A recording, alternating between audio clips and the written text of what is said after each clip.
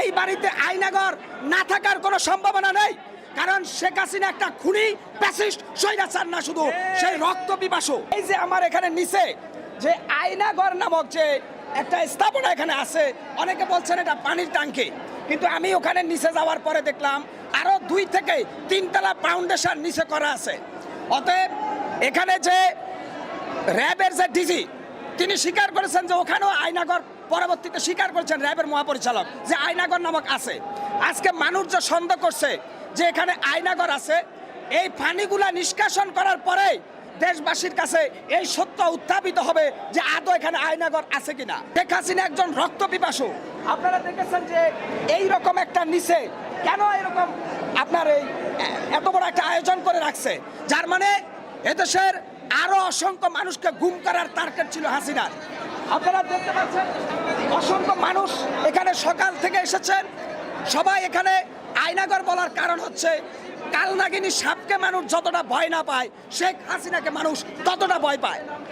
আজকে এখানে আমরা মনে করি অন্তর্বর্তীকালীন সরকার যিনি আছেন, এই ফানিগুলাকে শেষের মধ্য দিয়ে এর ভিতরে কি লুকিয়ে আছে সেটা উপস্থাপিত করে জনগণকে এটা জানানো উচিত। কারণ নিঃসন্দেহে আমরা নিঃসন্দেহে বলতে পারি, যদি আয়নাঘর নাও থাকে, এটা কিন্তু আয়নাঘরের মতো করে তৈরি করা হয়েছে। আমরা বলবো শেখ হাসিনা তার নিজের বাড়ি, এই যে ধানমন্ডি 32 থেকে শুরু করে প্রত্যেকটা বড় বড় মন্ত্রীদের বাড়িতে একটা করে আয়নাঘর নির্মাণ করেছে। আপনারা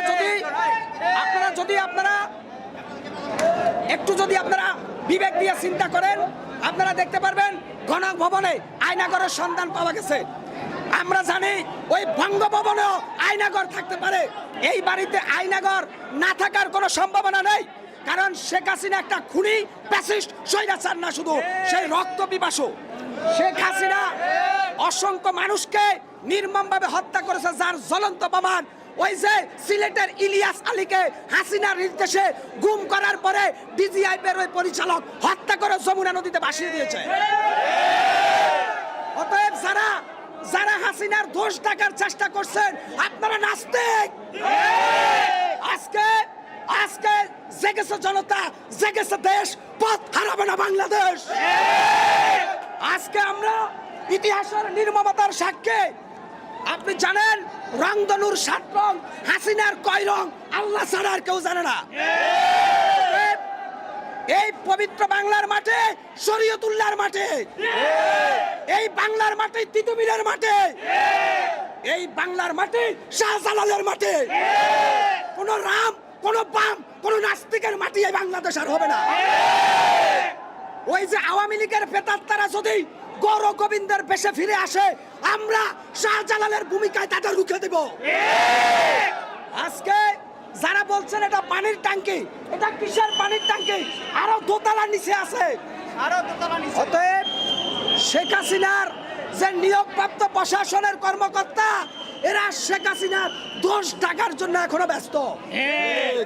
অতএব ডক্টর ইউনূসকে বলবো, এই পানিকে নিষ্কাশনের মধ্য দিয়ে এটা আয়নাঘর কিনা জাতির সাথে প্রমাণ করার দায়িত্ব ডক্টর ইউনূসের। আমরা ততক্ষণ পর্যন্ত নিশ্চিত হব না এটা আয়নাঘর কিনা, এটার পানি যতক্ষণ পর্যন্ত না শেষে বেলা হবে। এদেশের হাজারো মানুষ, এদেশের কোটি মানুষ আজকে হাসিনার এক একটা নির্মম নিষ্ক্রিয়তার সাক্ষী হতে যাচ্ছে। হাইকোর্টের একজন প্রধান বিচারপতি বলেছিল, wrong headed prime minister Hasina. Hasina একটা মানসিক বিকৃত পাগল। এই পাগল আমাদেরকে দেখে নেওয়ার দরকার নাই, ওরে আল্লাহ দেখে নিবে এবার। হাসিনার উপরে আসমানি গজব নাজিল হয়েছে। হাসিনার লেজ এই বাংলার জমিন থেকে একেবারে চিরতরে উৎখাত হবে আগামী দিনে। আওয়ামী লীগ, ছাত্রলীগ, যুবলীগ, এখনো সময় আছে, তওবা করে হাসিনাকে তালাক দিয়ে ফিরত আসো। হাসিনা গোটা শেখ পরিবার নিয়ে পালিয়ে গেছে। ফজলে নূর তাপস পালিয়েছে, ওই যে যুবলীগ নেতা পরশ পালিয়েছে, বাঙ্গার নিক্সন চৌধুরী পালিয়েছে। হাসিনা পরিবারের কেউ কিন্তু গ্রেপ্তার হয় নাই। আর আওয়ামী লীগের ওই যে সারপোকা মার্কা কর্মীদেরকে হাসিনা এখনো লজেন্স খাওয়ায়া ওদেরকে বুঝ দিচ্ছে আমি ফেরত আসবো, মরতে হলে মরবো, যতক্ষণে বেঁচে থাকবো আল্লাহু আকবরের সাথে থাকবো। সেই আশা আকাঙ্ক্ষার লালিত স্বপ্ন বুকে নিয়ে আজকে বিদায় নিলাম। আসসালামু আলাইকুম ওয়া রাহমাতুল্লাহি ওয়া বারাকাতুহু।